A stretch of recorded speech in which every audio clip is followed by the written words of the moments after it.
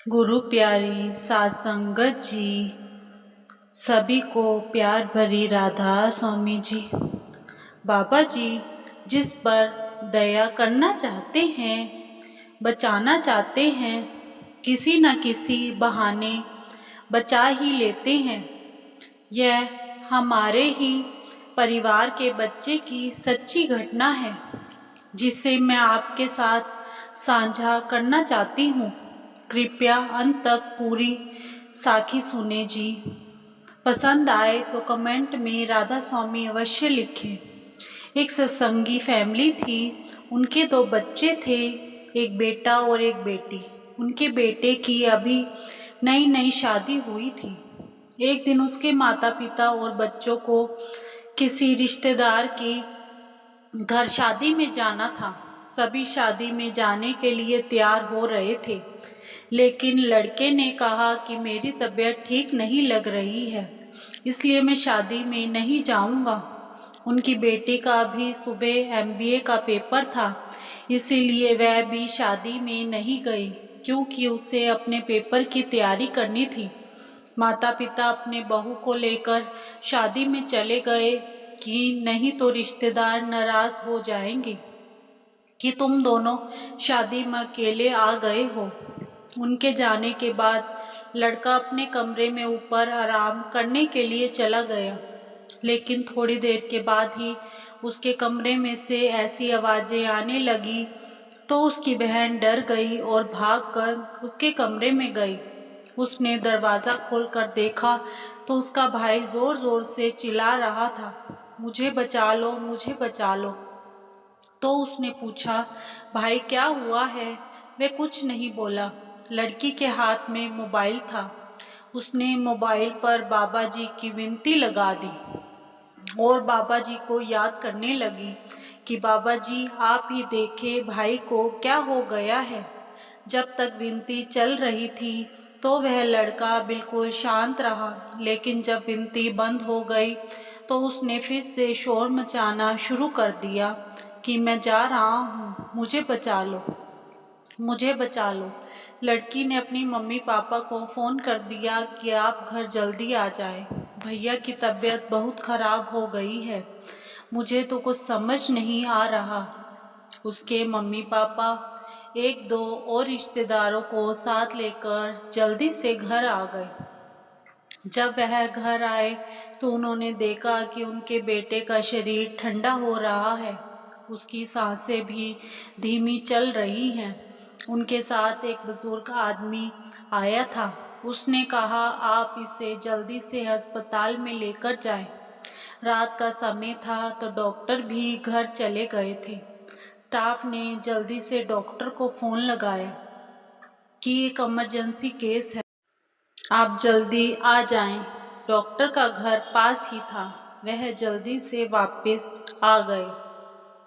Doctor ने लड़के को इमरजेंसी वार्ड में दाखिल कर लिया और स्टाफ को बोले कि यह इंजेक्शन ले आओ, ऑक्सीजन लगाओ। स्टाफ ने जल्दी जल्दी भागकर सब ला रहे थे, लेकिन लड़के की नब्ज हल्की होती जा रही थी।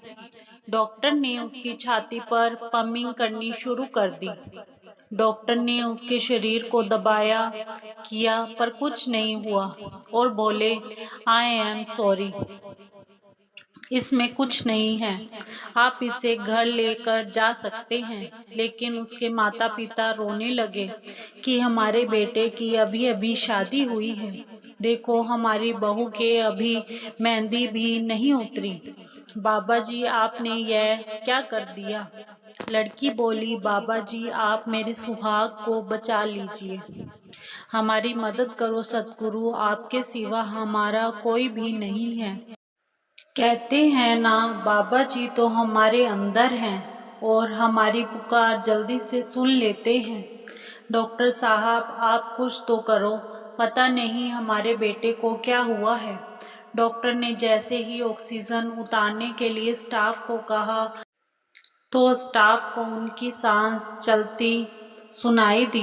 उन्होंने डॉक्टर को दोबारा कोशिश करने को कहा। सबकी जान में जान आ गई। डॉक्टर ने उसको दोबारा पंप वगैरह लगाया, ऑक्सीजन लगाई और उसको दबाते करते रहे कि शायद हार्ट बीट में कोई ब्लॉकेज वगैरह तो नहीं है। बचाने वाले बाबा जी के हाथ बड़े हो तो यमदूतों को भी छोड़कर जाना पड़ता है। लड़का ठीक हो गया। डॉक्टरों ने उसे 1-2 दिन अस्पताल में रखने को कहा। जब 2 दिन के बाद लड़का ठीक होकर घर आया तो उसके पापा ने पूछा, बेटा उस दिन हमारे जाने के बाद तुम्हें एकदम से क्या हो गया था? वह लड़का बोला, पापा मुझे यमदूत लेने आए थे तो मैं उनको देखकर डर गया और जोर जोर से चिल्लाने लगा। उसी समय मेरी नज़र बाबा जी की फोटो पर गई तो बाबा जी फोटो में से बाहर निकल कर आ गए और उन्होंने यमदूतों को कहा, चले जाओ, यह मेरा सेवादार है, मेरी लिस्ट में इस बच्चे का नाम है, इसे मैंने नामदान देना है। बाबा जी और यमदूत में झगड़ा हो गया तो बाबा जी ने मेरे हाथ पर 25 की जगह 75 कर दिया और यमदूतों से बोले, अब तुम कुछ नहीं कर सकते। तब वह वापस चले गए। बाबा जी ने जैसे ही मेरे हाथ पर 75 लिखा तो मैं होश में आ गया।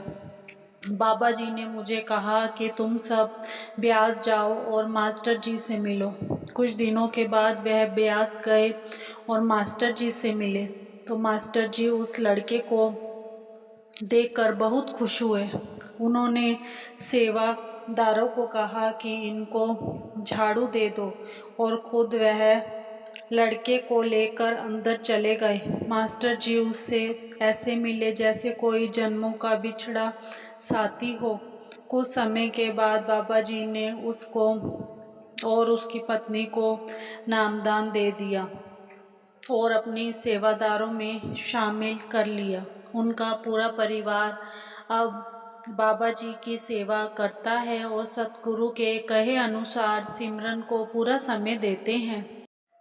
अब उसके 2 बच्चे हैं। सभी बाबा जी का शुक्र शुक्र करते हुए जीवन बिता रहे हैं। सात संगत जी बड़े महाराज जी ने जो लिस्ट बाबा जी को दी है, जिनको उन्होंने नामदान देना है, वह उनका पूरा साथ देते हैं और मौत के मुंह से वापस लेकर आते हैं। इसी के साथ इजाज़त चाहते हैं। कल मिलेंगे एक नई साखी के साथ। तब तक के लिए राधा स्वामी जी।